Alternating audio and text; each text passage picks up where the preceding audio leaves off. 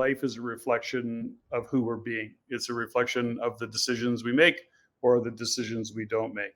And sometimes the decisions, mostly the decisions we're making is about how we're going to show up, how we're going to view the world, how we're going to react to certain situations. Those are actual decisions.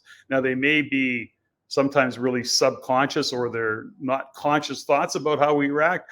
But one of the rules that I continue to kind of touch on again is that rule for being self-aware and really kind of taking responsibility for how you show up for others, for your family, for your community, for the people that you work with, and considering how are you showing up.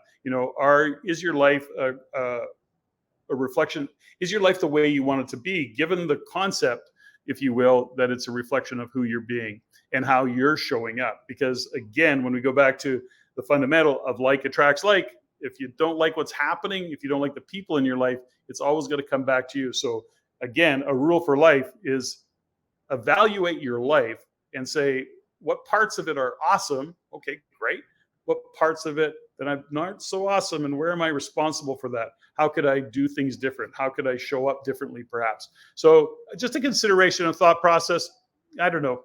What do you think of that rule? Let me just dovetail on that, because when I hear you say, we have to be 100% responsible for everything that happens, we go back to Jocko Willink in, extreme ownership. But what I really heard Mark Manson say is that, yes, we're 100% responsible, but there's many times we're not to blame.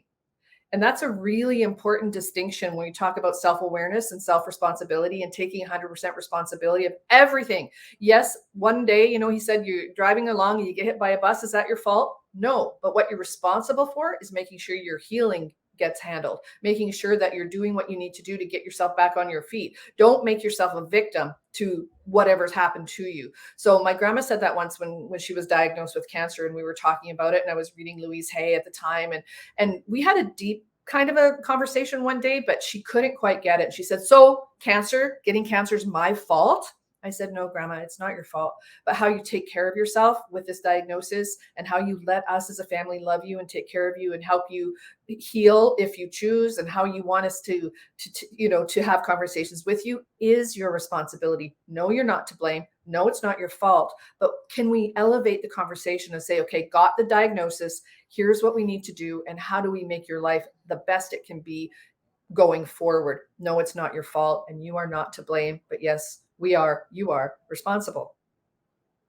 Well, you make a good point. And I think that we've all seen those inspiring stories where, people have all sorts of really tough things happen to them in life. And what they do is they choose how they're going to respond to it.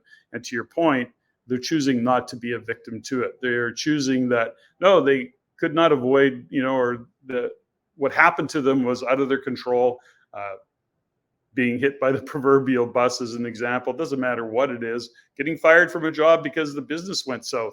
I mean, none of those things are your fault, but how you respond to them and your responsibility lives in your reaction or your response to it. Are you going to be driven by that emotion again, or are you going to step back from it, not be a victim to it? And by the way, it's okay to be angry for a while. It's okay to kind of mope around and be pissed off, but then you got to pick yourself up, dust yourself off, and carry on. And I think that's a big part of it.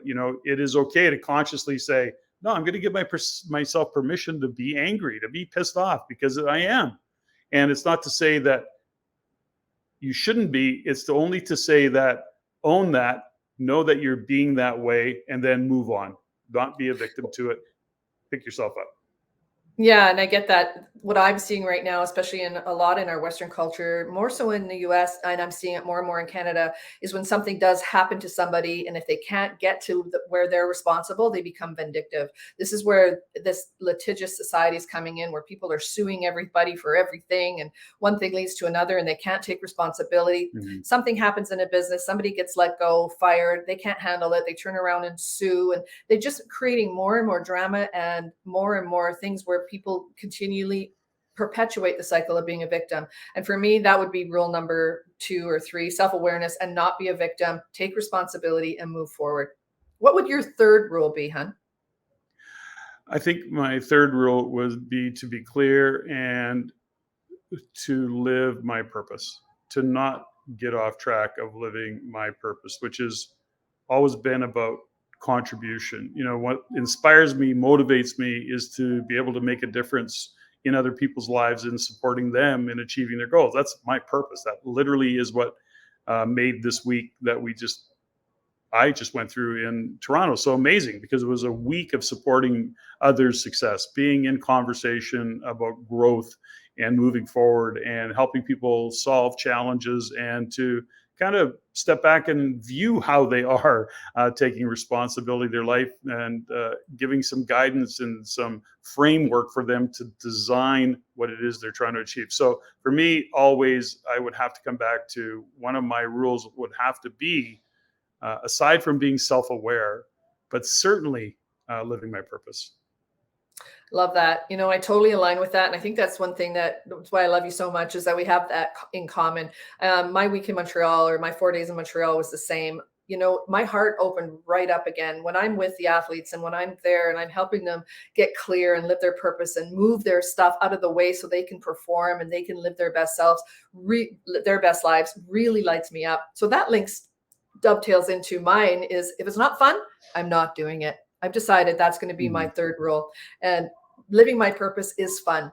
Being good is fun. Winning is fun. And really, if it's not fun, I don't want to do it. So enjoying my life, enjoying our life together with the dogs, and, travel for as long as, the overlords are going to allow us to travel, and learning all the things that I'm learning about what's happening on the planet. I do want to have that filter of enjoyment, not just crazy fun, like, irresponsible, but true enjoyment. And enjoyment to me means enjoy.